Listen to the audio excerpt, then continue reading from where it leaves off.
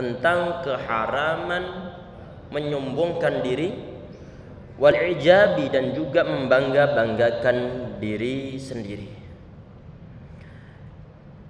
Ya ikhwah sekalian, sebagai bentuk dari muqaddimahnya, ada sebagian di antara suatu sifat yang tidak diperbolehkan sama sekali dimiliki kecuali oleh Allah Subhanahu wa taala.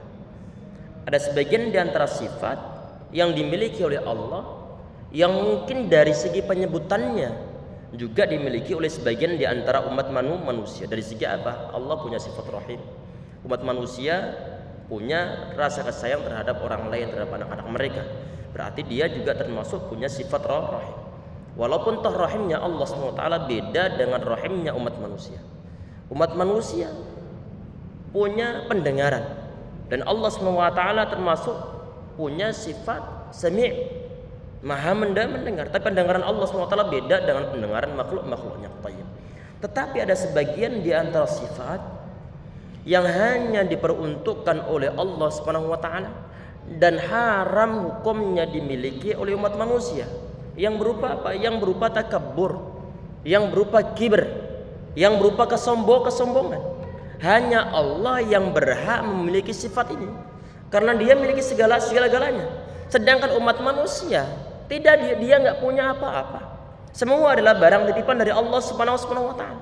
Terus apa yang dia bangga-banggakan? Kalau yang dia bangga-banggakan itu adalah masalah kekayaannya, semua dari Allah Subhanahu wa taala. Tidak dia bawa mati. Kalau yang dia bangga-banggakan itu adalah rupa wajahnya, orang yang terlahir dalam keadaan ganteng, terlahir dalam keadaan cantik, dia tidak mesen, tidak request terlebih dahulu, dia tidak order terlebih dahulu kepada Allah Subhanahu wa taala. Artinya semua adalah merupakan suatu gift, pemberian dari Allah Subhanahu wa taala. Kalau itu semua ada pemberian dari Allah Subhanahu wa taala, terus apa yang akan dibangga-banggakan oleh umat manusia? Sehingga di saat ada sebagian di antara umat manusia dia takabur, dia meremehkan orang lain, maka dia telah tertipu pada dirinya sendiri. Dan yang dibahas dalam hal ini adalah menyangkut masalah orang-orang semacam itu. Yang ada sikap takabur, ada sikap ujub, membangga-banggakan diri sendiri. Ini yang perlu untuk diwaspadai. Sehingga di saat ada sebagian di antara sifat Allah SWT yang hanya boleh untuk dimiliki oleh Allah SWT, tapi ada sebagian di antara umat manusia dia menggunakan sifat tersebut, maka balasannya cukup berat dari Allah Subhanahu wa taala. Kita perhatikan nanti akan ada hadis-hadis berkaitan tentang masalah hal tersebut. Ini ya ikhwah sekalian, kita perhatikan di dalam bab sebelumnya kan pembahasannya masalah tawadhu, bab tawadhu ataupun berendah hati. Tawadhu. Al-Imam An-Nawawi rahimahullah, penulis dari kitab ini, beliau setelah menyebutkan bab tawadhu dan juga menyebutkan hadis-hadisnya, kemudian beliau ikuti pembahasan tersebut dengan bab yang lainnya yang berupa tahrimul kibr, bab tentang keharaman takabur, dan juga i'jab atau membangga-banggakan diri. Ini kata para ulama, ini termasuk husnut tabwib, termasuk baik ataupun eloknya ataupun kerennya kitab dari Al-Imam An-Nawawi rahimahullah. Ini masalah kibr. Ini artinya adalah tentunya adalah menyombongkan diri, meremehkan orang lain. Sebagian di antara hadis Nabi Muhammad SAW yang pernah kita sebutkan sebelumnya di dalam bab tawadhu, tentang hadis ini, kibr ataupun takabur itu adalah batarul haq, adalah menolak suatu kebenaran, wa ghamtun nas, serta meremehkan umat manusia.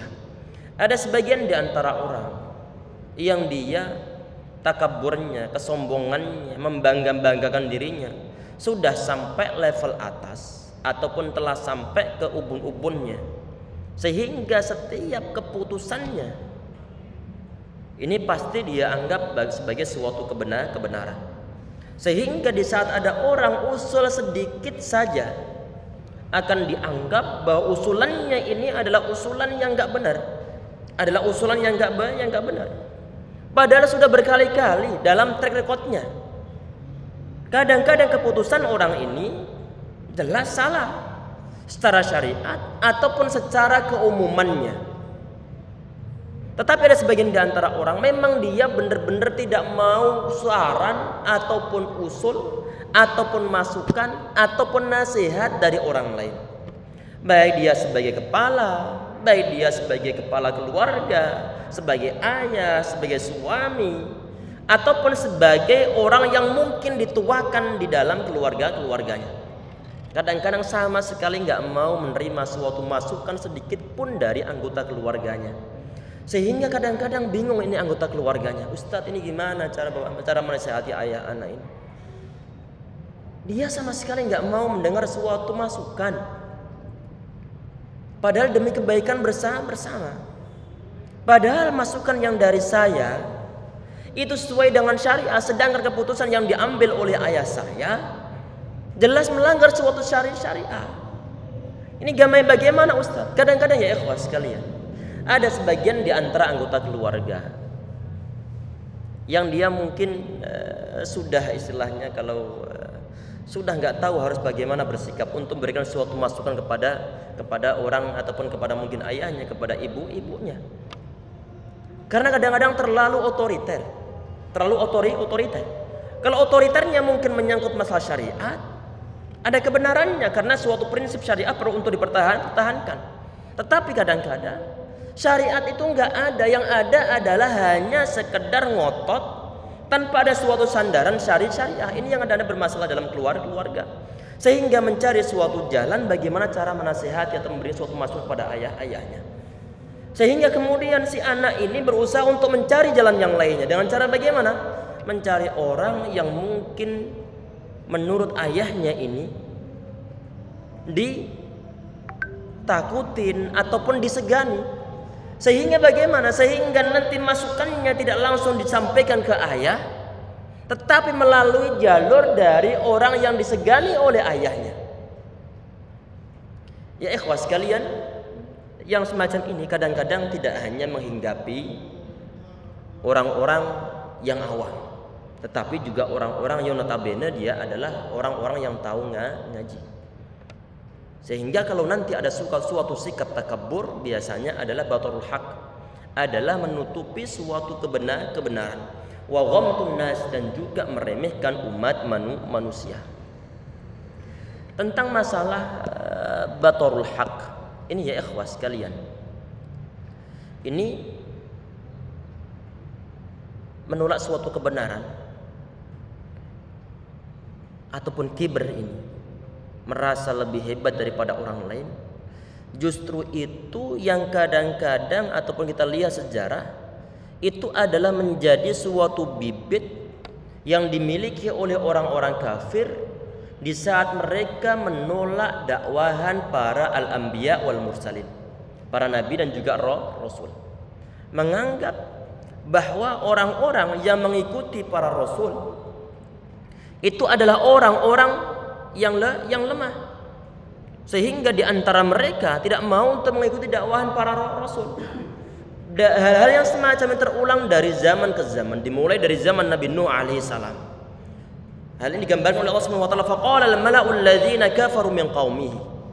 Para pembesar-pembesar, para penggede-penggede, para pejabat di zaman Nabi Nuh alaihi salam, al-mala' diterjemahkan oleh para ulama sebagai para al-ashraf, para orang-orang yang mulia dari segi dunia, para pemimpin di kalangan ataupun di zaman Nabi Nuh alaihi salam. Dari kalangan orang-orang kafir, min qaumi ma naraka illa basyaram misluna, ataupun mislana. No, kami nggak melihat inti kecuali sebagaimana umat manusia biasa. Kenapa mesti kami yang ikut kepada inti?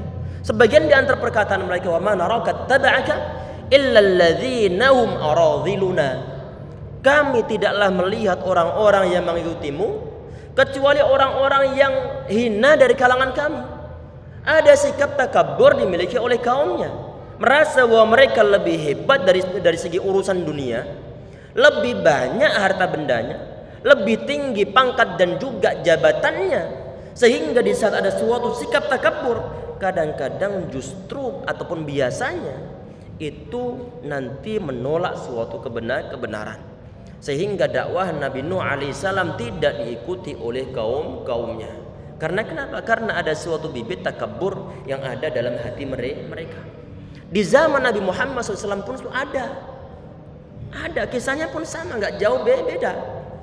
Yang justru masuk pertama kali ke dalam agama Islam itu adalah orang-orang yang lemah dari kalangan orang-orang Quraisy, termasuk Bilal bin Rabah, termasuk Ammar bin Yasir dan juga ayahnya, termasuk Zaid bin Haritsah dan juga anaknya Usamah, dan juga sebagian sahabat-sahabat yang lainnya. Sebagian di antara mereka memang adalah orang-orang yang level perekonomiannya berada di level yang terendah, ataupun dari strata sosialnya mereka adalah orang-orang yang lemah. Sehingga di saat dilihat dari segi penampakan luarnya, yang masuk agama Islam, yang mengikuti Nabi Muhammad SAW itu adalah orang-orang lemah, orang-orang yang hina, orang-orang yang sederhana. Itu yang dijadikan senjata oleh orang-orang kafir yang punya sikap takabur dalam hatinya untuk menolak dakwah Nabi Muhammad SAW. Batarul haq. Kalau ada suatu sikap takabur itu biasa nanti akan menolak suatu kebenaran. Menolak dakwahan kalau di zaman Nabi Muhammad SAW. Sehingga di antara perkataan mereka bilang, wa qalu laula nuzila hadzal qur'anu ala rajulin minal qaryataini azim. Kata mereka, mengapa Al-Qur'an ini tidak diturunkan kepada seorang besar ataupun pejabat besar dari minal qaryataini azim, dari daerah, dari suatu mungkin bangsa, dari suatu suku yang besar.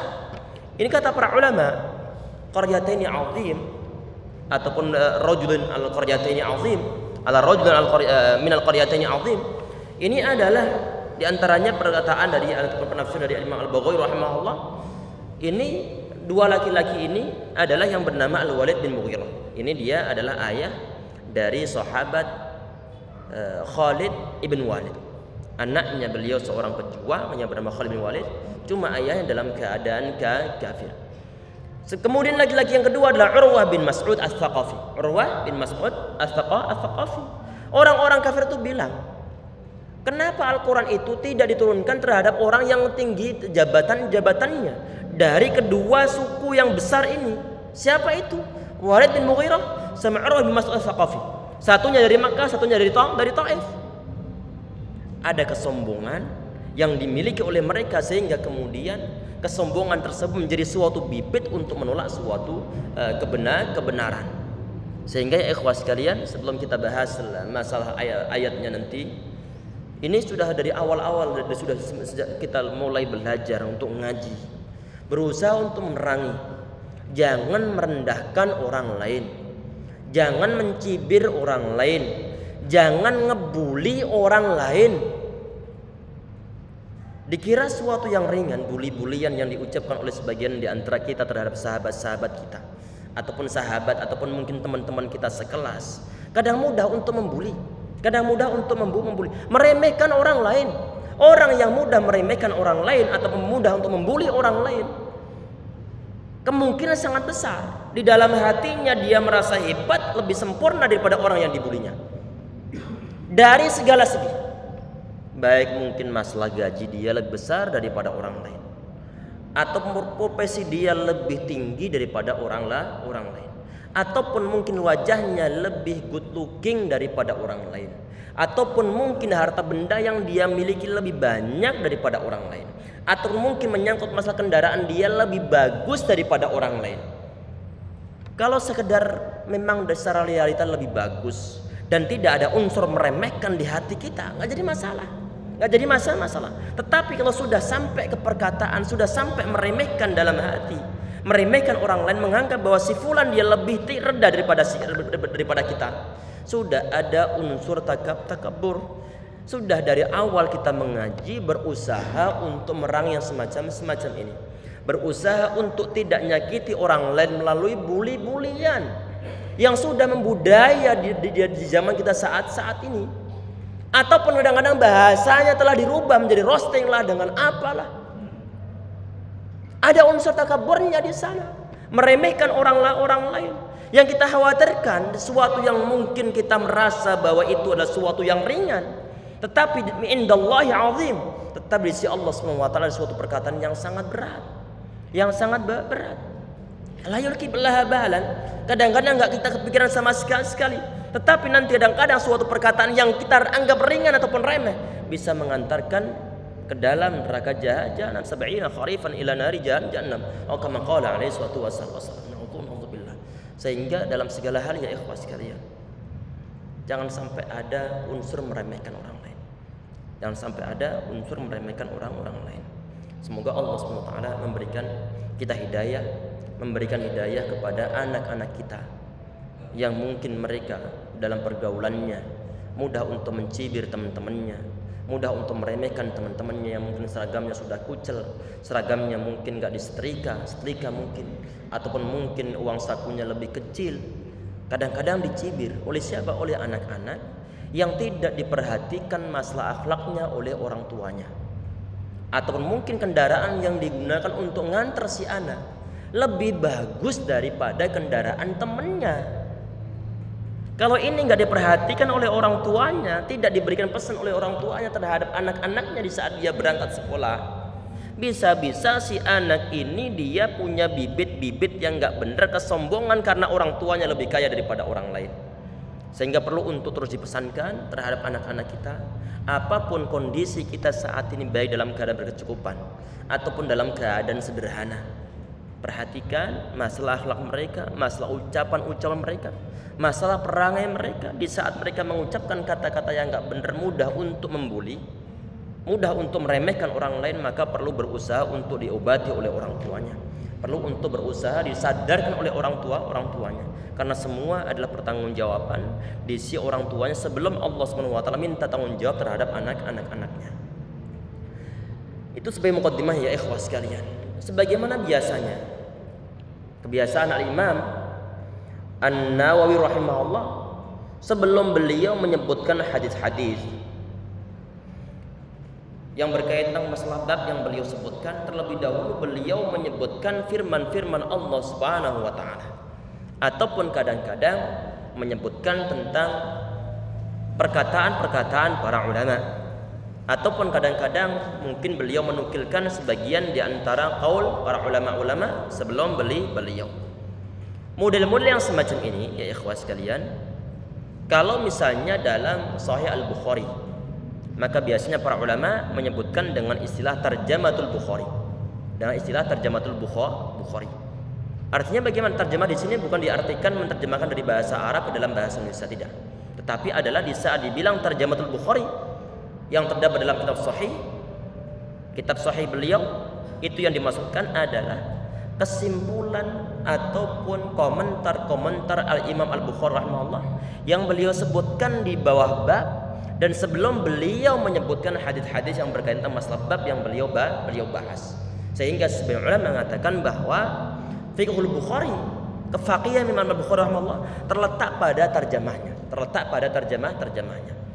Di sini Al-Imam An-Nawawi rahimahullah ini beliau menyebutkan beberapa firman Allah Subhanahu wa taala. Kemungkinan di sini kalau seandainya kita menggunakan istilah yang digunakan para ulama untuk menyebutkan Sahih Al-Bukhari, maka di sini bisa dikatakan bahwa ini adalah termasuk tarjamatun Nawawi. Tapi ini yang sangat langka. Kita perhatikan Al-Imam An-Nawawi rahimahullah, beliau menyebutkan firman Allah Subhanahu wa taala di dalam ataupun di bawah bab ini. Kata Allah Subhanahu wa taala, tilka darul akhiratu naj'aluha lil ladzina la yuriduna 'uluwan fil ard. Tilka darul akhirah, negeri itu adalah akhirat. Naj'aluha lil ladzina la yuriduna 'uluwan fil ard. Kami jadikan untuk orang-orang yang tidak ingin menyombongkan diri. Nanti di kelanjutan ayatnya adalah wala fasadan, dan juga berbuat kerusakan fil ard, di muka bumi. Kata Allah di sini, la yuriduna 'uluwan fil ardi wala fasadan wal 'aqibatu lil muttaqin. Negeri akhirat kami jadikan untuk orang-orang yang tidak ingin menyombongkan diri dan berbuat suatu kerusakan di muka bumi. Orang yang pengen dia lebih hebat dan juga pengen menyombongkan diri, membangga-banggakan diri daripada orang lain. Orang-orang semacam ini tempatnya bukan di akhirat. Artinya tempatnya bukanlah di surga. Bukan tempatnya di surga. Kapan nanti orang-orang semacam ini nanti dimungkinkan dia masuk dalam surga? Setelah dia ini nanti kotor-kotoran dalam hatinya terhapuskan dengan cara mungkin dimasukkan ke dalam neraka terlebih dahulu, baru kemudian kalau dia punya tauhid, punya kalimat tauhid dalam hatinya, nanti di akhirnya dia akan dimasukkan dalam surga. Inilah yang dimaksudkan dengan firman Allah dengan sabda Nabi Muhammad SAW, la yadkhul jannata, tidak akan masuk dalam surga man kana fi qalbihi, orang yang dalam hatinya misqalu dzarratin min kibr, yang dalam hatinya ada kibr walaupun toh kecil, Kalau masih ada kibr dalam hatinya, ada takabur dalam hatinya, dia tidak akan dimasukkan ke dalam surga. Sehingga ini sesuai dengan firman Allah Subhanahu wa taala, tilkad darul akhirah, itu adalah negeri akhirat. Naj'aluha, kami jadikan ladzina la yuriduna 'uluwan fil ardi, kami jadikan untuk orang-orang yang tidak ingin menyombongkan dirinya di dalam ataupun di atas muka bumi.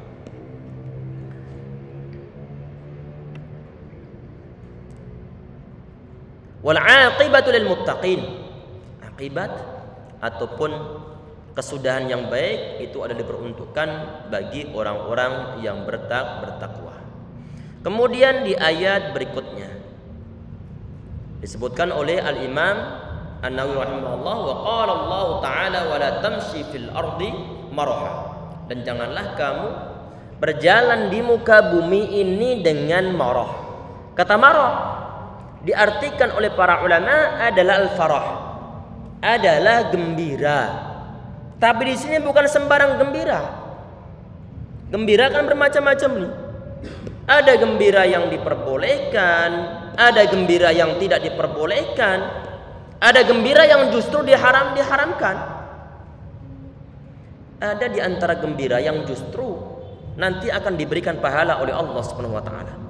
Apa di antaranya? Saat terjadi suatu peperangan di zaman Nabi Muhammad SAW, orang-orang kafir melawan orang-orang muslim, dimenangkan oleh orang-orang muslim. Kemudian dia bergembira,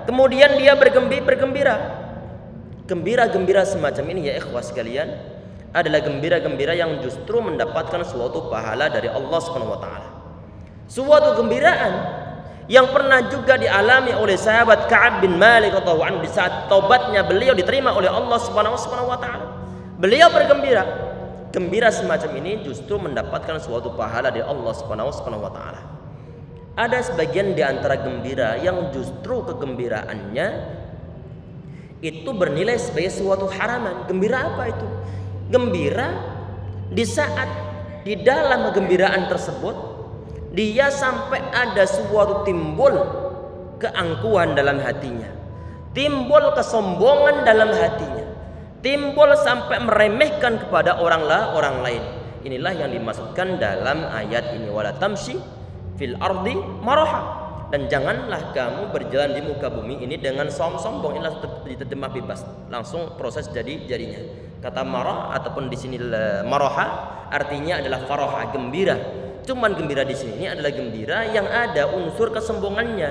Oleh karena itu terjemahan kadang-kadang diterjemahkan mungkin di depak itu adalah diterjemahkan langsung dengan kata sombong. Dan janganlah kamu berjalan di muka bumi ini dengan sombong. Ada suatu gembiraan yang memang kadang-kadang membuat orang itu sombong. Kegembiraan semacam itu nanti yang dihukumnya adalah hukum haram. Ada sebagian yang hukumnya mubah, termasuk gembiraan di saat misalnya kita mendapatkan mungkin kenaikan pangkat yang halal, mubah hukumnya. Ataupun misalnya nilai kita bagus di saat kita kuliah, adalah suatu kegembiraan. Kalau tidak ada unsur meremehkan orang lain maka sekedar mubah, ataupun mungkin gaji honor dinaikkan. Kalau tidak ada unsur kesombongan maka batasannya adalah sekedar mubah. Tadi ini ya ikhwah sekalian, kata Allah Subhanahu wa taala, wala tamshi fil ardi maraha.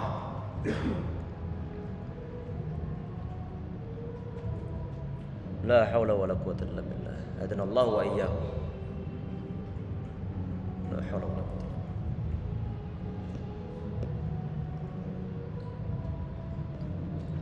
Kemudian di ayat berikutnya, wala tusair khaddaka lin-nasi wala tamshi fil ardi maraha.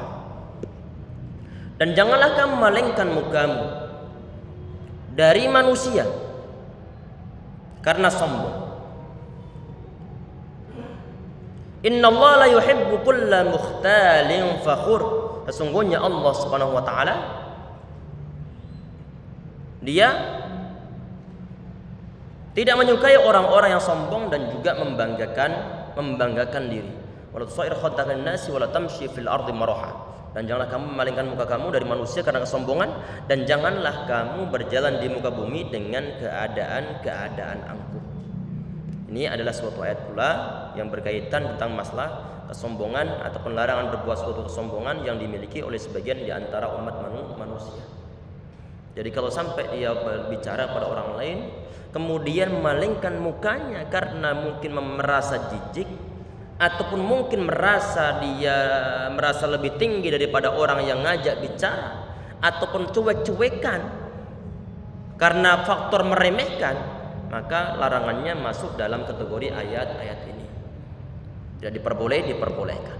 Kemudian di ayat berikutnya di sini ini Allah Subhanahu wa taala berfirman, inna qaruna kana min qaumi Musa fabagha 'alaihim. Sesungguhnya Qarun adalah termasuk kaum Nabi Musa alaihissalam. Fabagha 'alaihim, kemudian dia beraniaya ataupun melampaui batas.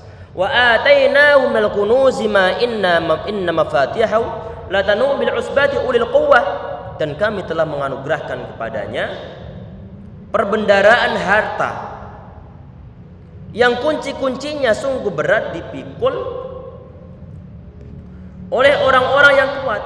Ini kata Usbah ya ikhwas sekalian. Ada sebagian di antara ulama yang menafsiri Usbah di situ adalah bilangan antara 3 sampai 10. Ada sebagian di antara mereka menafsiri bahwa Usbah itu adalah bilangan dari 21 sampai 40. Ada yang menafsiri bahwa Usbah itu adalah bilangan 440. Artinya bahwa kekayaan Qarun itu kuncinya saja dipikul oleh para laki-laki yang keker-keker, yang kuat-kuat, sampai berjumlah 40 orang. Ini masih merasa berat, mereka keberatan untuk mikul sekedar kuncinya saja. Ini kita nggak bisa bayangkan kunci sampai seberat itu berapa kunci, berapa puluh kilo, berapa ton saja kuncinya. Kalau kunci saja sampai seberat itu, kita nggak bisa bayangkan bagaimana seberapa saja harta benda Qarun. Sehingga Qarun ini menurut sejarah adanya umat manusia adalah orang yang paling kaya di muka bumi ini, sehingga sampai ke bawah-bawah istilahnya adalah harta karun. Maksudnya adalah harta Qarun ini. Ini Qarun ini di saat dilihat oleh kaumnya, dilihat oleh anak-anak buahnya, dilihat oleh orang-orang beriman, kemudian diingatkan wala tamshi fil ardi maraha, ataupun sebagian di antara mereka bilang la tafrah innallaha la yuhibbul farihin, janganlah kamu terlalu bangga. Sesungguhnya Allah SWT tidak menyukai orang-orang yang berbuat ataupun orang-orang yang terlalu membanggakan diri. Ini ikhwan sekalian, ini adalah beberapa ayat yang disebutkan oleh Al-Imam An-Nawawi rahimahullah dalam hadis ini. Dalam bab ini. Kemudian hadis yang berikutnya dibahas oleh beliau. Hadis pertama dalam bab ini adalah hadis yang ke-612. An Abdullah bin Mas'ud radhiyallahu anhu, an Nabi SAW qala la yadkhul jannata, tidak akan masuk ke dalam surga man kana fi qalbi mithqalu dzarratin min kibr, orang yang di dalam hatinya ada sebesar biji sawi kesombongan. Ini sebesar biji sawi ini ya ikhwas sekalian, ini adalah merupakan suatu bahasa kiasan, ungkapan-ungkapan yang biasanya digunakan oleh orang-orang Arab untuk menyatakan sesuatu yang sangat kecil dalam kehidupan mereka. Kalau ada sesuatu yang sangat kecil, mereka mengungkapkan dengan bahasa dzarrah, dengan bahasa dzarrah. Sebagian ulama membuat suatu terjemahan ataupun syarahan dari masalah dzarrah ini adalah di saat kita itu melihat dari celah-celah matahari, kadang-kadang kita itu melihat ada butir-butiran kecil-kecil yang berterbangan itu satu bijinya adalah disebut sebagai dzarrah.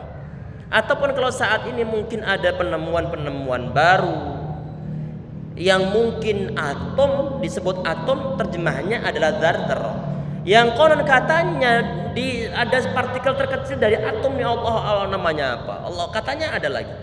Apa namanya? Neutron. Itu pun dzarrah berarti sangat kecil. Kalau ada sekecil itu saja berupa suatu takabur dalam hati umat manusia, dia tidak akan dimasukkan dalam surga. Kalau dia tidak dimasukkan dalam surga, otomatis dia masuk ke dalam neraka. Pertanyaannya, orang ini akan kekal di neraka ataukah tidak? Perhatikan ya ikhwah. Orang-orang yang dia itu kekal dalam neraka itu adalah hanya orang-orang kafir yang dia kekal dalam neraka. Orang-orang munafik yang munafik menampakkan dari segi luarnya dia beragama Islam, cuma batinnya dia adalah menyimpan suatu kufuran, masuk dalam kategori kafir juga. Yang model-model semacam ini dia kekal dalam neraka, termasuk orang-orang musyrik, dia kekal dalam neraka. Thayyib. Untuk orang-orang Islam yang di dalam hatinya dia itu ada takabur, dia pun tidak akan dimasukkan dalam surga di saat takaburnya masih ada dalam hatinya. Terus nanti bagaimana di saat ada orang meninggal, dia mempunyai suatu sifat takabur, meremehkan orang lain, kemudian dia meninggal, menghinakan orang lain, kemudian dia meninggal. Perhatikan ya ikhwas sekalian. Tadi Nabi Muhammad SAW beliau mengatakan la yadkhulul jannah, tidak akan masuk surga. Orang yang dalam hatinya ada takabur walaupun toh kecil sebesar sawi ataupun sebesar biji atom. Ini adalah selama takaburnya masih ada dalam hatinya dan belum dibersihkan, dia belum akan dimasukkan dalam surga. Terus nanti kapan kalau seandainya orang yang dalam hatinya ini ada takaburnya, ini dia adalah orang muslim, adalah orang yang muwahhid, adalah orang yang punya suatu tauhid, adalah setelah kotoran dalam hatinya dibersihkan terlebih dahulu oleh Allah SWT. Dengan cara bagaimana? Dimasukkan terlebih dahulu ke dalam neraka. Takabur balasnya neraka. Setelah bersih dari kotor-kotoran hati, ujub, takabur, dosa, masalah mulutnya, masalah perbuatannya, masalah menzalimi orang lain ataupun hal-hal yang dosa-dosa yang lain sebagainya, termasuk berbuat maksiat kepada Allah SWT. Setelah nanti bersih, maka baru kemudian dia dimasukkan ke dalam surga. Selama masih ada kotoran, maka akan terus dia berada dalam neraka. Sampai bersih baru murni kinclong dari suatu kotoran hati, dari dosa-dosa, baru kemudian dimasukkan ke dalam surga. Artinya orang-orang yang masuk dalam surga itu adalah orang-orang yang telah tersaringkan dari segala macam dosa. Qalbu salim, hatinya memang benar-benar telah suci, telah murni, telah hilang dosa-dosanya. Karena kenapa? Telah dibayar. Dengan cara bagaimana? Dengan cara disiksa terlebih dahulu. Di antara bentuk kita untuk menghilangkan dosa-dosa sebelum kita meninggal, itu adalah termasuk mukaffiratuz dzunub, menghapuskan dosa-dosa. Itu adalah as-shalah ataupun salat yang kita laksanakan saat ini, kemudian salat berikutnya. Dosa-dosa yang kita laksanakan untuk dosa-dosa kecil itu bisa terhapuskan dengan cara bagaimana? Saat ini sholat, kemudian sholat di masa berikutnya. Dosa-dosa kecil akan dihapuskan oleh Allah Subhanahu wa Ta'ala. Termasuk sholat Jumat 1, kemudian sholat Jumat berikutnya. Dosa-dosa yang dilaksanakan di antara dua sholat Jumat ini akan dihapuskan oleh Allah Subhanahu wa Ta'ala. Ataupun umroh 1 dan umroh yang lainnya, ataupun Ramadan 1 dan Ramadan yang lainnya. Dosa-dosa yang dilaksanakan di antara kedua Ramadan, di antara kedua umroh, di antara kedua sholat, di antara kedua Jumat, itu adalah yang bisa nanti menghapuskan dosa-dosa. Tapi pertanyaannya, apakah sudah sehebat itu sholat kita sudah bisa menghapuskan dosa-dosa. Karena kita mengetahui kualitas dari sholat-sholat kita ini. Hati kita di masjid, cuma Allahu alam entah kemana pikirannya. Mikir masalah utang, mikir masalah anak yang belum bisa untuk menikah, mikir masalah mungkin masalah di kantor, masalah istri yang suka membantah, ataupun hal yang lain.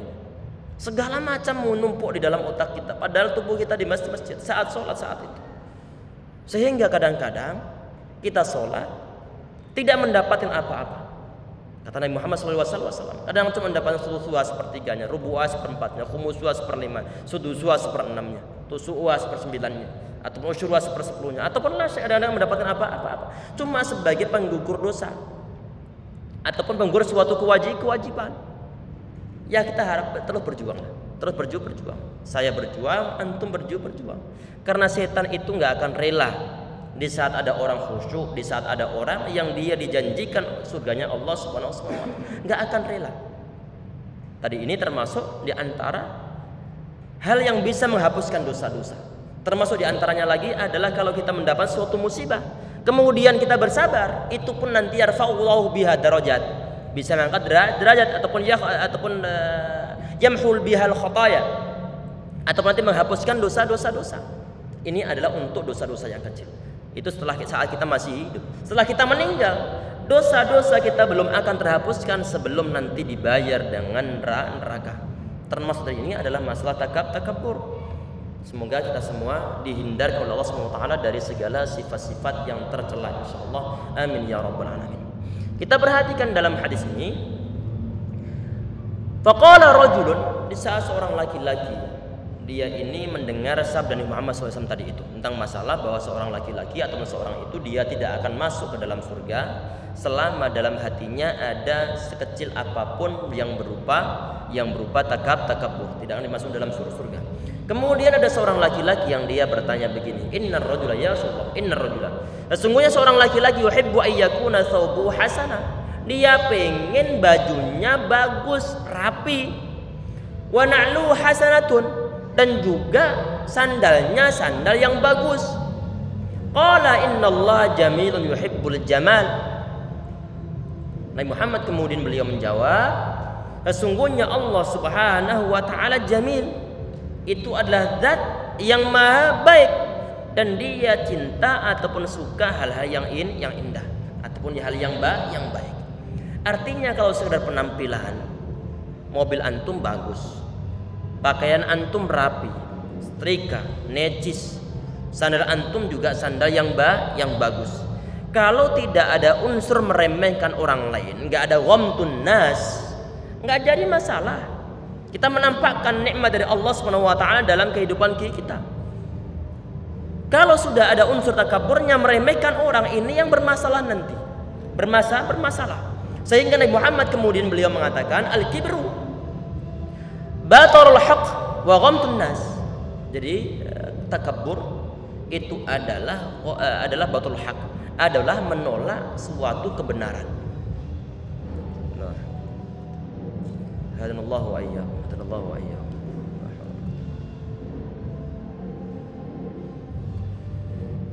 Wa ghamtun nas, serta menolak atau meremehkan umat manusia. Kalau sampai sudah ada unsur meremehkan umat manusia, kendaraanku lebih hebat daripada kendaraanmu, lebih mahal daripada kendaraanmu. Kalau ucapannya semacam ini, kemudian dia meremehkan orang tersebut, maka yang model semacam ini sudah masuk dalam ranah takabur, takabur. Tentunya ini adalah hal yang berat. Ini bukan hanya dimiliki oleh orang-orang yang dia lebih makmur dari segi materi. Kadang-kadang orang biasa pun nanti punya level takabur yang berbeda kepada orang-orang yang berada di bawahnya lagi.